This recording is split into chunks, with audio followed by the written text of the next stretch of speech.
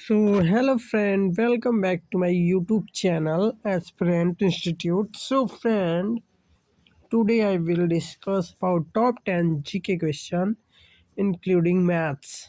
So are you ready? चलिए start करते हैं तब। आज हम बहुत इजी और अच्छे क्वेश्चन करने वाले हैं, तो आप लोग रेडी हो जाइए पेन एंड कॉपी के साथ।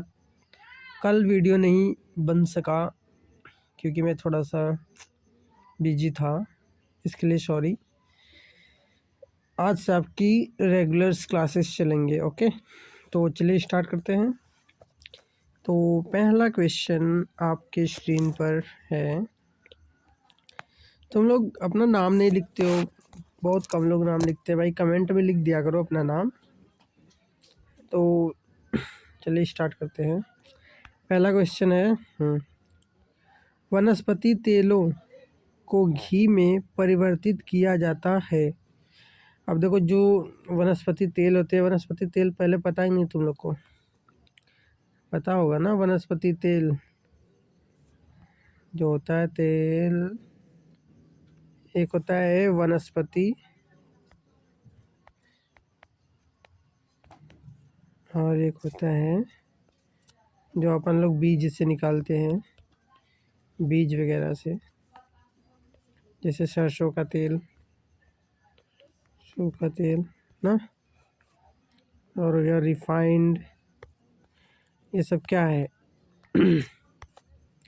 ये सब आपके वनस्पति तेल नहीं है। वनस्पति तेल वे तेल होते हैं जो कि हम पेड़ों से निकालते हैं, ठीक है। उसकी छालों से निकालते हैं, या फिर ऐसे कह सकते हैं कि पेड़ों से प्राप्त किया हुआ तेल वनस्पति तेल कहलाता है, ठीक है। तो चलिए स्टार्ट करते हैं इसके बारे में। तो इसका आंसर क्या हो जाएगा आपका? जैसे जो वनस्पति तेल होता है वो घी की तरह जम जाता है। अगर उसको घी की तरह जमाना है तो हाइड्रोजनीकरण कर देते हैं। क्या कर देते हैं? हाइड्रोजनीकरण। आपको फोटो दिखा देते हैं जिससे आप लोग को आसानी समझ में आएगा। ये देखिए, ये जो तेल है ये वनस्पति तेल नहीं है, ये आप लोग खाते होंगे। ये कौन सा तेल है? तो ये फॉर्चून का है। ये रिफाइंड होता है, रिफाइंड। ये किससे बनता है? तो ये बनता है सोयाबीन के बीज से, सोयाबीन के बीज से, ठीक है। और ये जो होता है इसको घी की तरह नहीं जमा सकते हैं, ठीक है। लेकिन अगर हम क्या करें, अगर ये वाला तेल ले लें, दिखाते हैं आपको।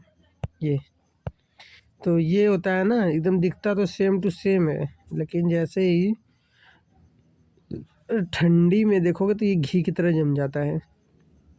तो जो रोड साइड में ठेले वगैरह लगते हैं, ये जितने भी शॉप के चीज़ें होते हैं जिसमें सब चाउमीन हो गया, ये सब बनाने के लिए क्या करते हैं, तो ये इसी का यूज करते हैं क्योंकि ये सस्ता पड़ता है। तो ये बहुत ही हमारे बॉडी के लिए बहुत ही हानिकारक होता है। तो ये नहीं खाना चाहिए, हम लोग को फॉर्चून का तेल ही लेना चाहिए, ठीक है। फॉर्चून या कोई भी जो वनस्पति तेल ना हो, ठीक है। सरसों का तेल हो गया, बहुत सा तेल है, तीसी हो गया, ठीक है। तो ये सब हम खा सकते हैं, उससे कोई दिक्कत नहीं है ज़्यादा। अगले क्वेश्चन की बात करें तो मनुष्य के मस्तिष्क की सबसे बाहरी झिल्ली क्या होती है? तो होता है ड्यूरामीटर। ये बाहरी लेयर होती है, सबसे पहला लेयर यही होता है ड्यूरामीटर, सबसे ऊपरी लेयर भी यही होता है, ठीक है। अगले क्वेश्चन की बात करें तो अगला क्वेश्चन है, एक स्वस्थ मनुष्य का रक्तचाप कितना होता है? रक्तचाप का मतलब होता है बीपी।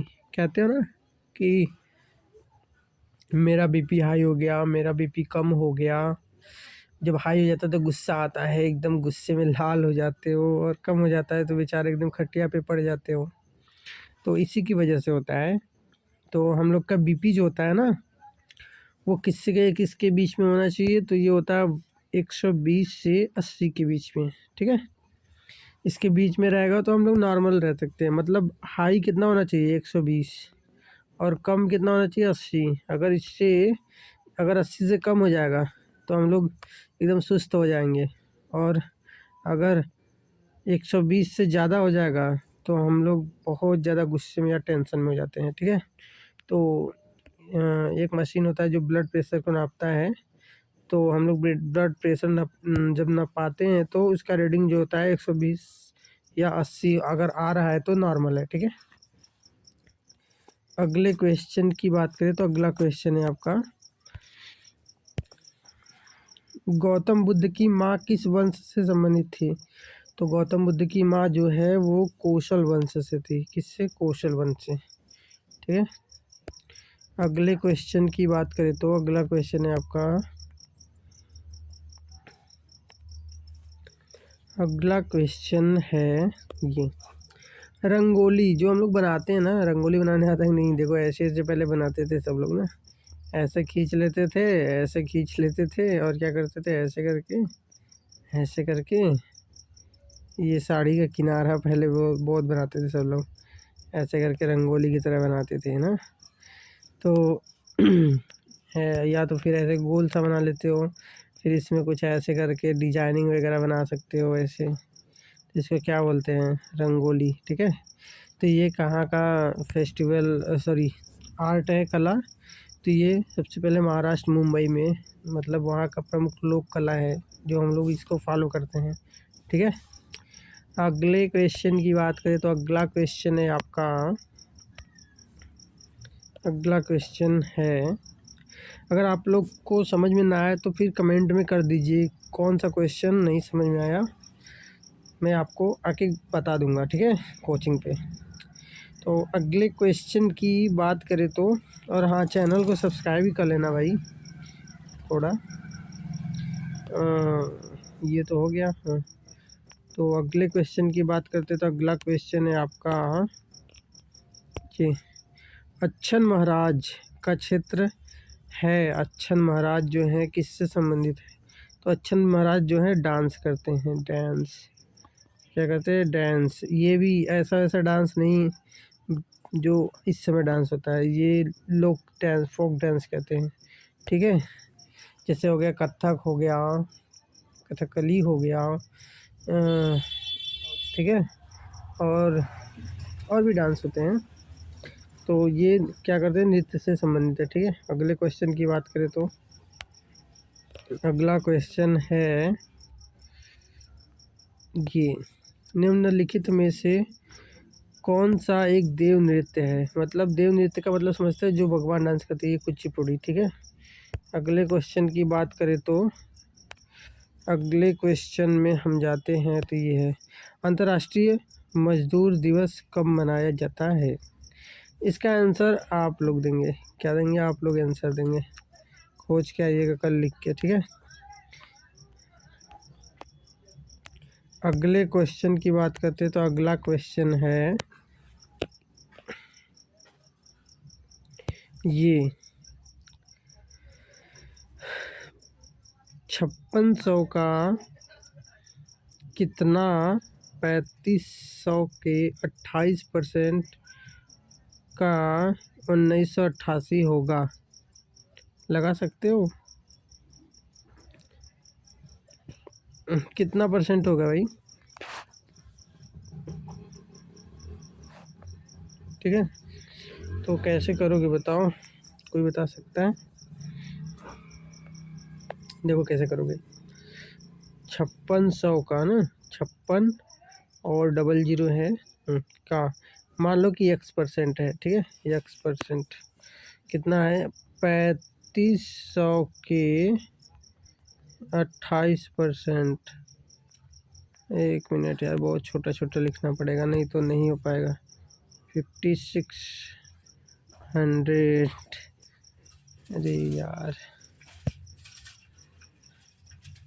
5600 का x% माइनस 3500 का 28% किसके बराबर है, तो 1988 के,